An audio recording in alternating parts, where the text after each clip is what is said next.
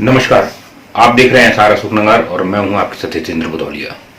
मैं हर रविवार को आपके साथ में आता हूं और किसी न किसी एक ऐसी शख्सियत को लेकर आता हूं जिसने अशोकनगर में सितारों की हैसियत अर्जित कर ली है, जिनके काम बहुत महत्वपूर्ण होते हैं, जिनकी उपलब्धियां बहुत महत्वपूर्ण होती हैं, या जिन्होंने अपने संकल्पों से बहुत कुछ अर्जित कर लिया होता है। मगर कोरोना महामारी के इस दौर में जब आज के रविवार के लिए लोगों को तय विषय मेरे सामने आया तो उन लोगों तक पहुंच पाना और उनसे इंटरव्यू कर पाना मुश्किल काम हो रहा था। ऐसे में इस दौर में अपने धर्म को थोड़ा सा आगे लेकर इस पूरे आयोजन को, जो मैंने 52 लोग तय किए थे प्रत्येक रविवार को आने की, उसमें पहली बार मैं ब्रेक करने जा रहा हूं और अनशेड्यूल्ड तरीके से उन लोगों को आपके बीच में आज सितारे की हैसियत से ला रहा हूं जिन्होंने इस कोरोना महामारी के दौरान अपना सर्वस्व निछावर कर दिया है, सेवा और समर्पण का वो काम किया है जो लोगों के लिए उदाहरण बन गया है। नर सेवा या नारायण सेवा की जो एक भावना मन के अंदर होती है, कूट कूट कर उसको जीने वाले लोग आज मेरे साथ में हैं। अगले 2-3 मिनट में उनका अभिनंदन गाने वाला हूं।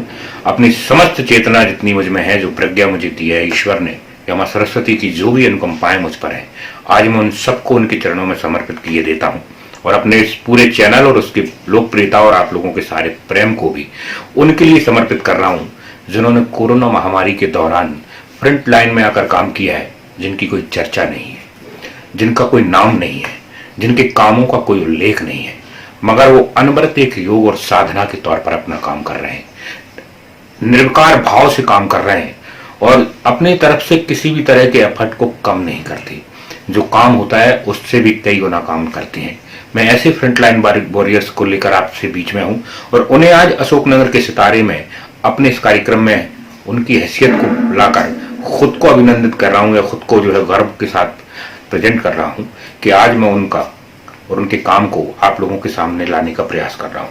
दरअसल ये वो सब लोग हैं जो अस्पतालों में हैं, जो शमशान गृह में हैं, जो ड्राइवरी कर रहे हैं, जो सफाई कर्मचारी हैं, या वो सारे लोग जिन्हें मैं नहीं सोच पा रहा मगर कोरोना के दौर में, कोरोना के मरीजों के बीच में, कोरोना से जुड़े लोगों के बीच में और कोरोना सप्लाई के या कोरोना के संसाधन को जुटाने के बीच में काम कर रहे हैं।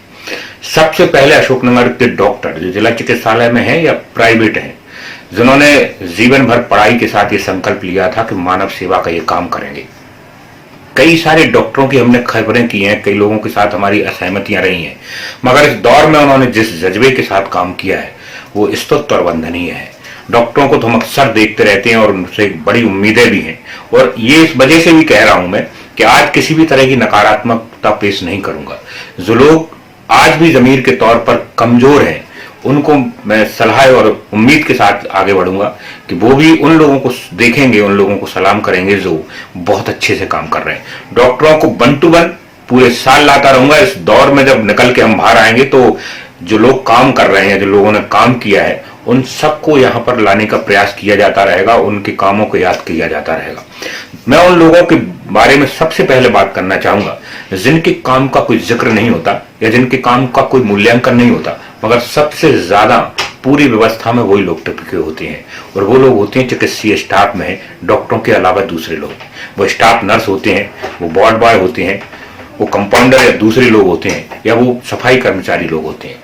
सोचिए जिस घर में एक कोरोना का पेशेंट निकलता है वहां त्राही त्राही की स्थिति होती है, लोग अपनों को छोड़कर चले जाते हैं। हमने अशोकनगर जिले में ऐसे लोग देखे हैं जो शरीर को छोड़कर चले गए थे जब मृत्यु होता है कोरोना के मरीजों के साथ 24 घंटे संपर्क में होते हैं, उनको ऑक्सीजन लगा रहे होते हैं, उनको मास्क पहना रहे होते हैं, उनको इंजेक्शन लगा रहे होते हैं और लगातार लंबे समय तक उनके बीच में रहते हैं। ये सारे के सारे वो लोग हैं जो समय से ज्यादा ड्यूटियां कर रहे हैं, मेहनत कर रहे हैं, मगर इनके कामों का मूल्यांकन नहीं किया जा पा रहा। मेरी बात को बहुत गंभीरता से समझने का प्रयास कीजिए। अगर ये लोग नहीं होते तो क्या आप जिन लोगों को, मरीजों को लेके जा पा रहे हैं, क्या उनका इलाज पूरी तरह से हो पाता? बड़ी उम्मीद है ये लोग आज के इस कठिन दौर में। मैं इन सब लोगों के कामों को बहुत बहुत नमन इसलिए कर रहा हूं क्योंकि इन लोगों ने अपने आप को समर्पित कर दिया है और झोंक दिया है। मैं या मेरे जैसे बहुत सारे लोग जो कोरोना गाइडलाइन के पालन में घरों में बैठ गए हैं या डर के कारण घरों में बैठ गए हैं, उनको इन लोगों से सबक लेना चाहिए और एक उम्मीद रखना चाहिए कि ये लोग कोरोना के बीच में, कोरोना की भयावह त्रासदी के बीच में दिन रात काम कर रहे हैं। कोरोना किसी को देखकर नहीं आता, इनको भी हो सकता है और ये चीज अच्छे से ये जानते हैं। इसके बाद भी ऐसे सारे स्टाफ के लोग जो काम कर रहे हैं उनको समाज में और दूसरे लोगों को समझना चाहिए कि आखिर वो किन विषम परिस्थितियों में ये काम कर रहे हैं। उनके भी परिवार के लोग होते हैं, उनके भी बच्चे होते हैं, घर से फोन आ रहे होते हैं, तमाम सारे काम पिछले 1 महीने से उनके पेंडिंग पड़े हुए हैं।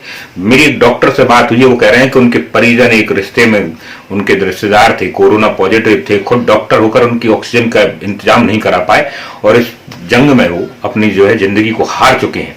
इसके बाद भी वो डॉक्टर या उनसे जुड़े दूसरे लोग परिस्थितियों में वो काम कर रहे हैं। जरा सी परेशानी पर उन पर आरोप लगा देना बहुत आसान है, मगर इस कमी या व्यवस्था के खराब होते दौर में भी कुछ चीजें ऐसी हैं जिनके भरोसे या जिनके सहारे आगे बढ़ा जा सकता है। मैं उन डॉक्टरों के अलावा, उन स्टाफ के अलावा उन लोगों की बात जरूर करना चाहूंगा जो बहुत आगे आकर काम कर रहे हैं, जो शमशान में पहुंचते हैं। उन लोगों के बारे में जरा सोचिए आप। सारी की सारी जो मृत शरीर होते हैं, जो सब होते हैं, वो हाईली इन्फेक्टेड होते हैं कोरोना से। कैसी कैसी परिस्थितियों में उनको जलाया जाता है और उनका अंतिम संस्कार कराया जा सकता है, ये उनसे बेहतर कोई नहीं जान सकता। कुछ नाम भी है, मैं उनके नाम के साथ भी आऊंगा। अगला एपिसोड उनके नाम के साथ होगा, उनके कामों की वीडियो के साथ में होगा, मगर आज बहुत जल्दी में ये तय किया है तो सिर्फ उनके काम और उनकी चीजों को बता रहा हूं। ये वो लोग होते हैं जो एक एक दिन में 8-8, 10-10 लोगों को जो है दाह संस्कार के लिए काम कराते हैं। ज्यादा लोग उनके साथ में नहीं होते, परिवार के 1-2 लोग होते हैं, निगम के कर्मचारी हैं जो उनको कंधा भी दे रहे हैं, उनके संस्कार की व्यवस्थाएं भी कर रहे हैं, उनको लकड़ियां भी दे रहे हैं और परिवार के दूसरे लोगों के साथ काम भी कर रहे हैं।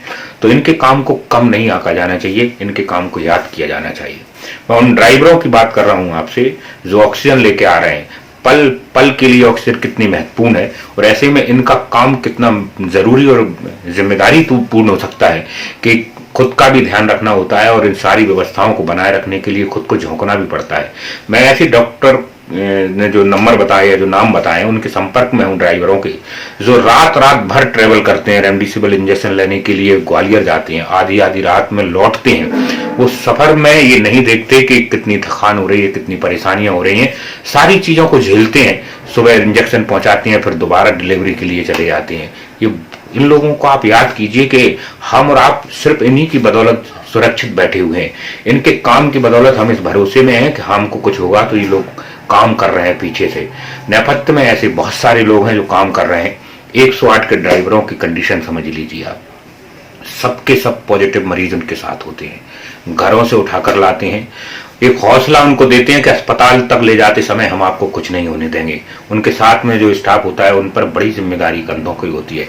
मरीजों के परिवार के लोग बड़े विश्वास से उनको ये सोच कर छोड़ते हैं कि आप इनको सुरक्षित पहुंचा देंगे और उनके भी मन में ये रहती है कि कैसे भी करके जल्दी से जल्दी उनको पहुंचाया जाए।